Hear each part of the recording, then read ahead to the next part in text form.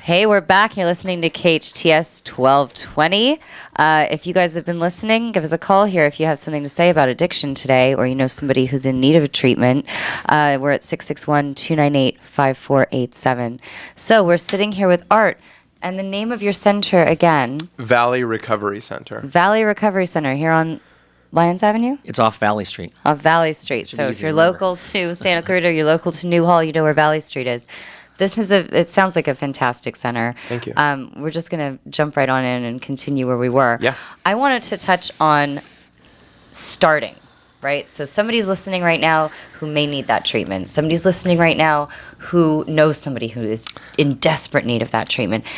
Can you walk us through the first initial steps of what happens when we get in there? You know, that person's detoxing for a week. Can you explain to me what that looks like with Dr. Jenkins on your side here, and then what the first 30 days of that treatment looks like? Yeah, so I mean, I'll kind of talk over from our perspective, and I'll let Dr. Jenkins kind of go over from the medical side of things.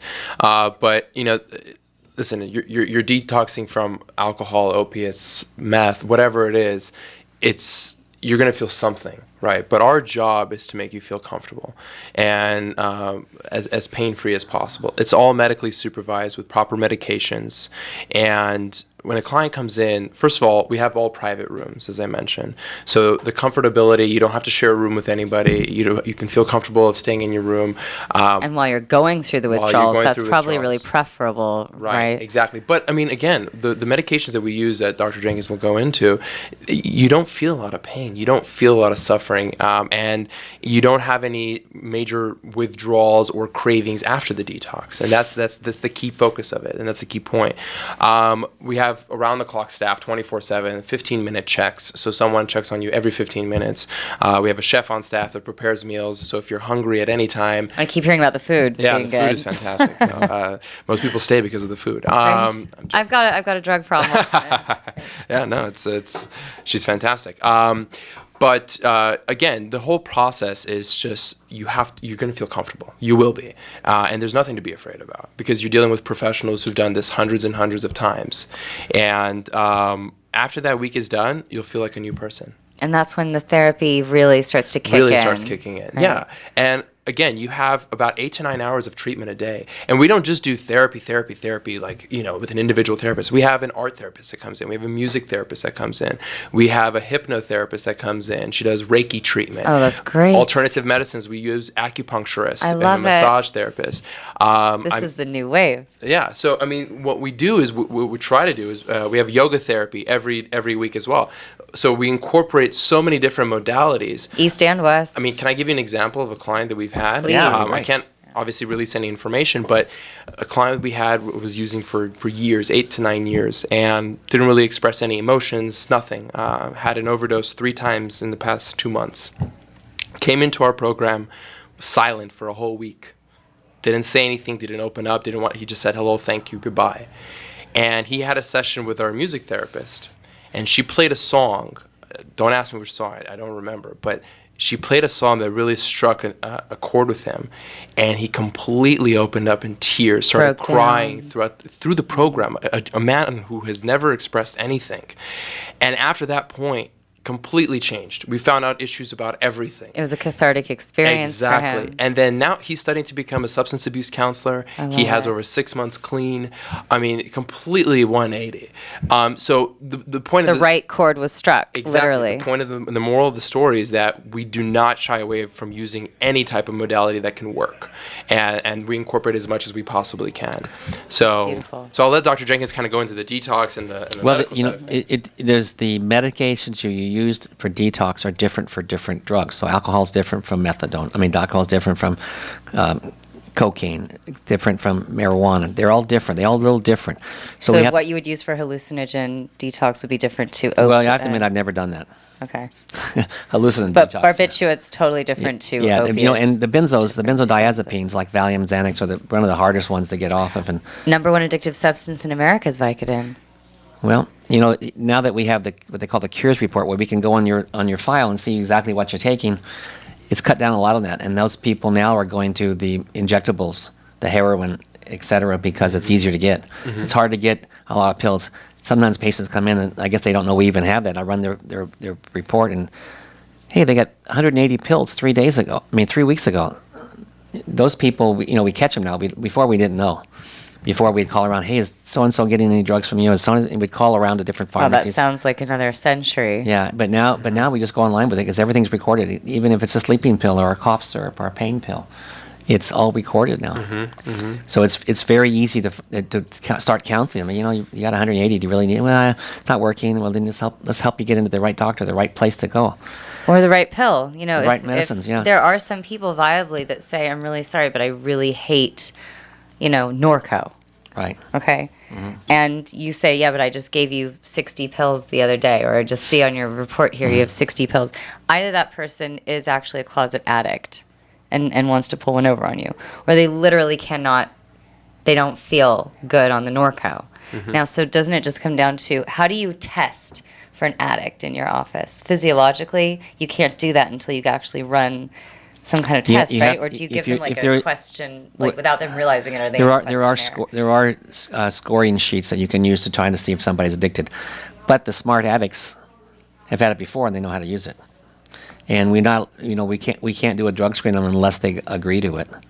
Right. So I think it's eventually they get to a point where they want to get off the drugs. They want to get off the drugs. So I was going to ask you that. I had one patient from Santa Barbara who'd been in detox. He'd been in, this is his 13th time. 6 times in Santa Barbara, 6 times in Ventura. And I hope he got better. It's really sad when you see those that really do want to get better, but they keep falling off the wagon. And that was going to lead me to the question I was going to ask you is how many people do you see roughly coming through your door that it's their first experience, it's their first run through the gate, the first time around, versus somebody who's like a veteran to these recovery centers and they just can't stay off the sauce. Well, so kind of 2 points to that. The first point is, and this is for the parents out there, that if you have a son or daughter who consistently relapses and you're you're frustrated and you don't know what to do and you don't know what can work, sometimes you just don't blame the person, but you blame the treatment program that they went through. There's a lot of programs out there that really don't treat like a number, as I said. They treat them like a number. So sometimes it's not the actual addict's fault. They just haven't been put in the proper. See, the problem is that we as human beings, we respond rather than we react rather than we are reactive rather than being proactive. Exactly. Right. So when we see a problem, we try to just solve it very quickly and put someone in a treatment program. So, I mean, again, the point I'm trying to make is that, yes, there are a lot of chronic relapsers. There are people who continuously go through programs, but sometimes it's not their fault. Sometimes it's the program. To answer your question, I'll tell you what, I guarantee you that I would say probably about 80% of our clients are chronic relapsers and have been through a different program. At least once. At least. Right. So no freshly right out. Like we do get the fresh ones, and those are fantastic because when we get them, we know we can get them to a point in their lives where they haven't been traumatized from some other treatment center. So great. Well, the problem is that an addict will treat every situation like an addict. They're going to play the system, especially if they have insurance coverage. They know that insurance card is like a gold card. They'll have a place to stay wherever they want to go. They'll have treatment wherever they want to go. So again, it's you're put into that position, and that's why there's so many people going through so many different programs. But if we have somebody that comes into our program that's been through like 9 programs, I guarantee you they're going to do a lot better than they did anywhere else. Right. Sounds like it. Well, and when they say they've been in and out of programs, sometimes they eloped. Yeah. They just left, so you really can't count that as a therapy. But the recidivism rate is so high. It is. And we as therapists, we have to work harder at trying to get them to be better. Stay. Yeah. Right. But that's my question. What you just said is that insurance card is a gold card for them, right? Why would somebody want to keep coming in and out of a treatment center? I'm missing a step. Do we really want to go into that? I guess so. Look, I'm asking just like anybody else listening would be right now. Yeah. What am I missing here? art? Well, yeah. Well, the industry is very interesting. I mean, the insurance, obviously, depending on the coverage, depending on the policy, but the insurance card is used as pretty much like a Visa card. You go into a program, you're there for 30 days, you got free meals, free housing. That's huge for someone who lives on the streets, who doesn't have the support. Who wants to support their addiction and spend their money on the drugs. They know that they can relapse. They know they can detox wherever they want to go. So they use that as a tool. So again, depending, and a lot of programs accept that, and they're willing because, again, they treat it like a number. It's like cattle. If you tone it down and you actually look at it, wanting to try to help the person, you can eliminate that. There is a way to eliminate this, but you just have to go to the right program. And then what's your big tool that you've discovered that, I mean, besides the individualized program, or is that it? The aftercare. Let's talk about that. The aftercare is the most important aspect of treatment. 30 days, 60 days, 90 days, doesn't matter. I mean, in the end of the day, a treatment program could be a treatment program, could be a treatment program, right? From one therapist to another. Yes, ours is more individualized and it's better and we have a higher chance of success. But when they leave and they have a trigger 6 months later, how do you expect them to remember what they learned 6 months ago? Because I always talk to the patients, and I said, work on your sobriety when you get done with this program. Work on your sobriety. Maybe go to a sober living house. Whatever you need, you should try to go to it, because if you don't stay sober, you're just back at it. Well, and that's why a huge percentage of our clients, I would say well over 90% of our clients, step down to a lower level of care. We get all of our clients, or like I said, a large percentage of them, to go to an outpatient program in conjunction with living in a sober living environment. Right. And we work with hundreds of options in all throughout the country. So we believe in the continuation of care. And that's why we follow up with our clients every month. That's important. I think also, if we're really talking about the psychological side of things and what leads a lot of people to that drug or that addiction of any kind of substance, you show them that you care. And that makes somebody at the most basic level of themselves feel so good. They feel seen, they feel heard, they feel valued. I think a lot of the reasons psychologically why we turn to these substances is, again, to get out of that pain in us. But the pain is oftentimes about self-worth. It's about feeling undervalued, which probably happened early on in some kind of, situation with a caregiver where you didn't feel taken care of. All of these things, they go so deep under the surface. They're so deep in there. And to add to that, you don't feel judged either. Right. The biggest thing is you feel loved. I mean, the biggest thing is the fear of being judged. And that's why a lot of times people don't feel comfortable opening up to their family members about their problem.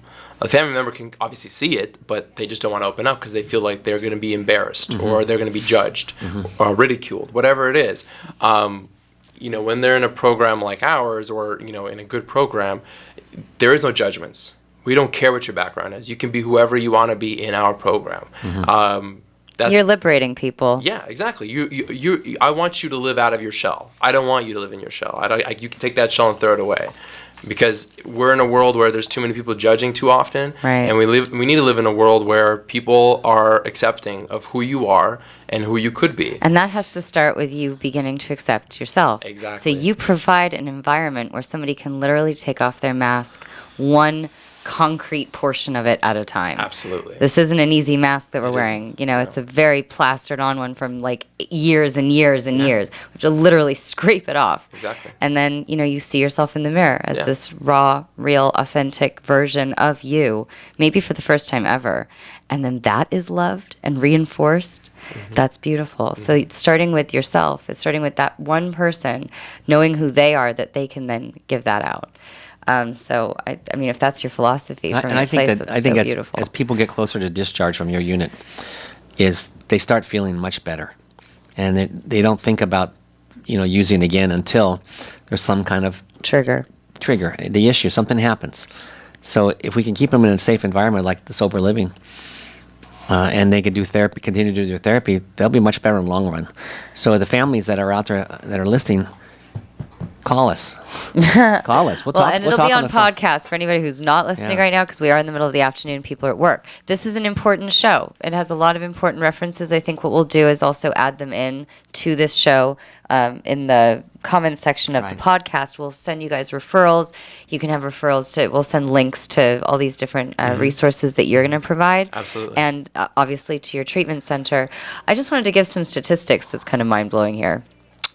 In a recent article written that came from not only the American Psychological Association, but from the Addiction Center of America, 40 million people in the United States, 16% of all Americans over the age of 12, suffer from nicotine, alcohol, or drug addiction, and only about 10% of them are currently receiving treatment.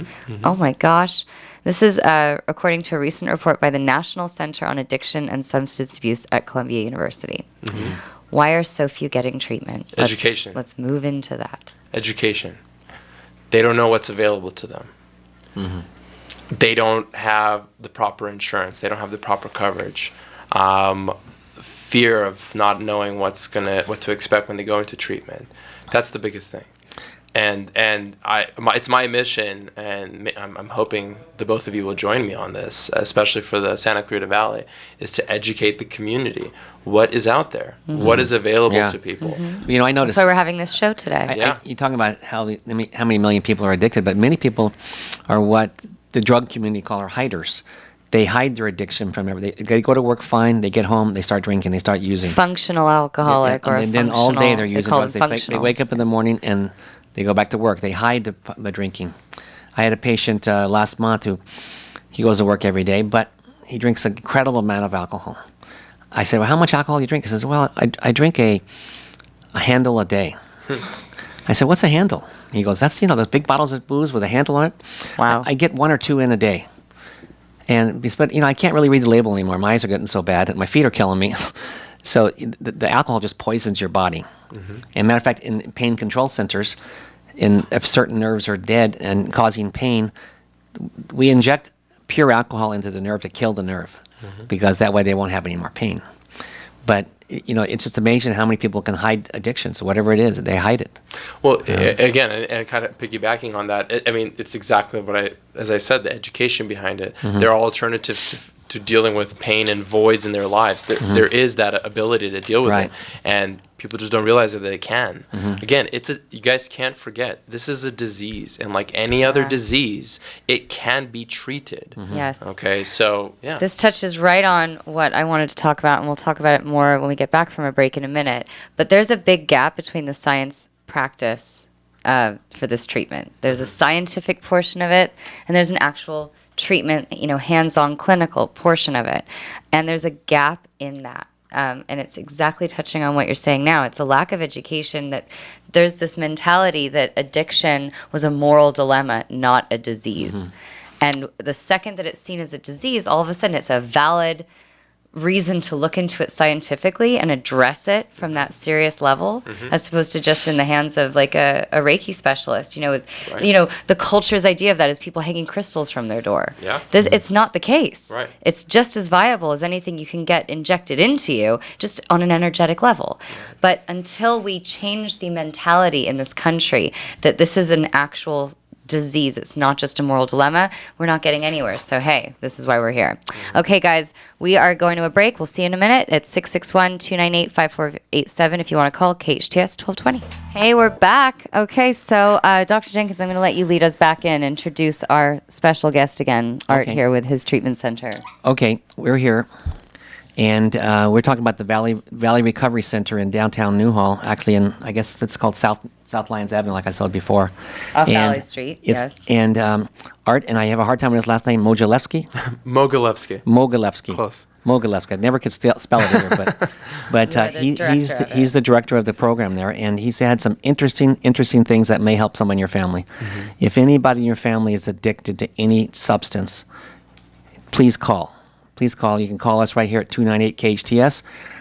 Art can give us the phone number of his facility, or is it an 800 number?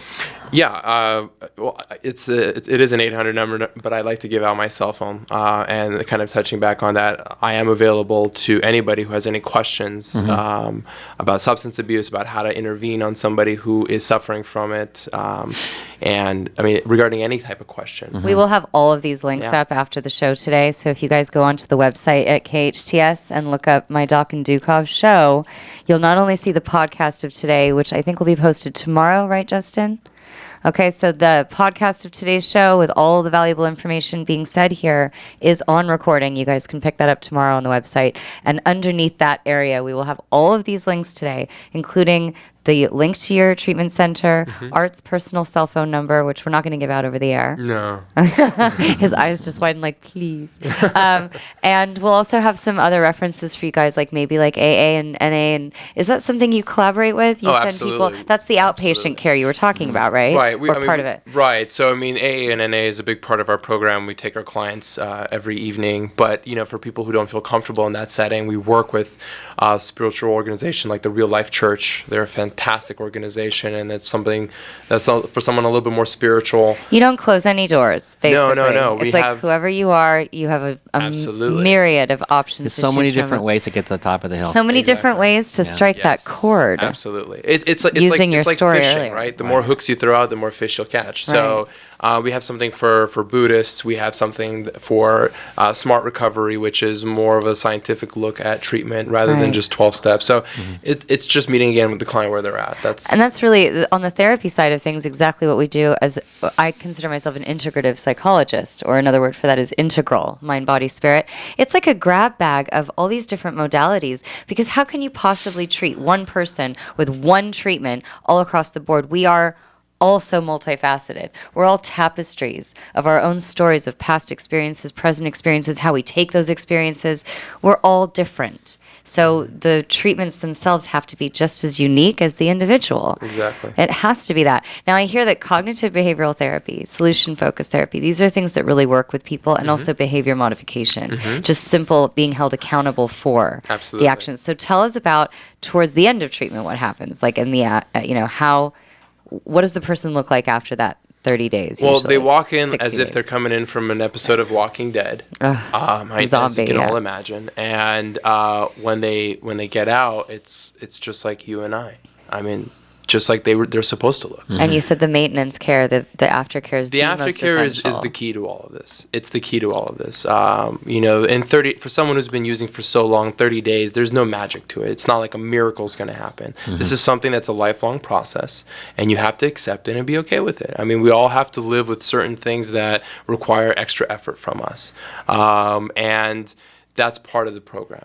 It's the continuation, the follow-up. We're a family for all of our clients. We have alumni events every 3 months. We have barbecues that they come over. They You come have back to the reunions. house. Yeah, of course. We have clients that have been through our program that come and do talks for our existing clientele, and they kind of tell their story. It's just building a community for you. Yes. That's all it is, and that's the best type of support you can get. When you can't rely on this person, you can call that person. And I pick up the phone at 3 o'clock in the morning. I have clients calling me and say, hey, I'm struggling and I really feel like I'm about to relapse. And I just talk them through it and I walk them through it. Okay, so now talk to me a little bit in the remaining few minutes we have here. Is there also something for the family members as a support for them? So Al-Anon is usually that support. Al-Anon is the big thing, but it's also about coaching the families.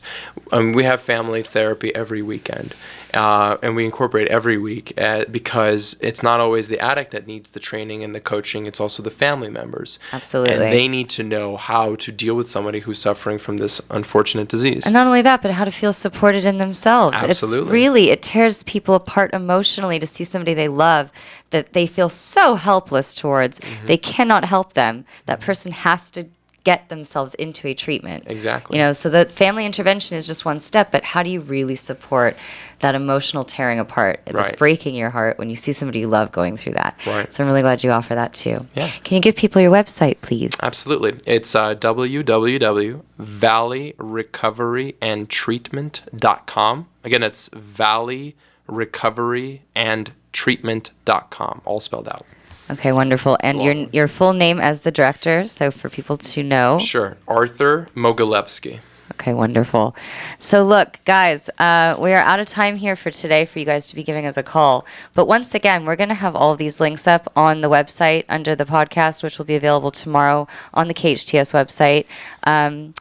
Anything that you want to say as we I just want to exit out? I really appreciate Arthur you coming today. Absolutely. Thank you for the opportunity. Such a need in the Learned so community. I'm so much. happy. Yeah. Yeah, and this Anyway, we're sounds gonna like close an up here. amazing treatment center. I think we're getting kicked off, aren't we? We're good? No, it Okay. really sounds an amazing place. Thank you. I love that everything's so individualized. And I love that aside from the food being so great, which was really highlighted about, now I'm hungry. Yeah, I know. I want to come see your place. But I really love that you're not treating people like a number. And I think in today's day and age, that truly in every facet of every field is the most important thing to start to turn to. Anyway. Yeah, and kind of one thing I want to add, if anybody ever has any questions, and I'll post our phone number on there, contact me 24/7. I am Anytime. available, even if it's just a simple question of what kind of insurance Right. can cover this. Or You care. Yeah, thank you. I Anyway, appreciate that. thanks, guys. We'll see you next week. All right. Good night, and Thank you. have a good day. Good night and Bye-bye. good luck.